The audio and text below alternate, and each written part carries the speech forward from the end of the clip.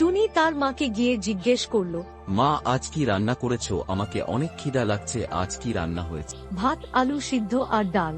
ডিম রান্না করনি? আমি তো তোমাকে ডিম রান্না করতে বলেছিলাম যে আমি খেলাধুলা করে এসে ডিম। ডিম তো শেষ, ঘরে একটাও ডিম নেই। তোমার বাবা আসুক, তখন বলবো বাজার থেকে ডিম নিয়ে আসতে। আমি ভাত বেড়ে দিই, এখন খেয়ে নাও। ডিম ছাড়া আমি ভাত খাবো না, খাবো না, খাবো না। বাবা জিদ করতে নেই। এখন যদি ভাত না খাও তাহলে তোমার শরীর আরো যে শুকিয়ে যাবে। না, এখন আমার কোনো খিদে নেই, আমি এখন চলে যাচ্ছি। পেটে যা খিদা লাগছে ভাতটা খেয়ে আসতেই হতো। মাকে শুধু শুধু বকলাম, মা আমায় কত ভালোবাসে। বাড়িতে গিয়ে মাকে সরি বলতে হবে। দেখি জঙ্গলে গিয়ে কোনো ডিম পাই কিনা, যে কোনো ডিম হলেই হবে। ডিম আমার অনেক প্রিয়।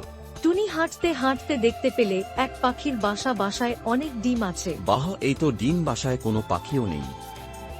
টুনি তখন সেই ডিমগুলোকে পাড়ার অনেক চেষ্টা করল, কিন্তু পারল না। টুনি তখন বাড়িতে গেল। মা, আমাকে অনেক খিদা লাগছে, আমাকে খেতে দাও। আলু সিদ্ধ ডিম হলেই চলবে। যাও তাহলে মাঠ থেকে নিয়ে আসো আলু। ঘরে কোনো আলু নেই।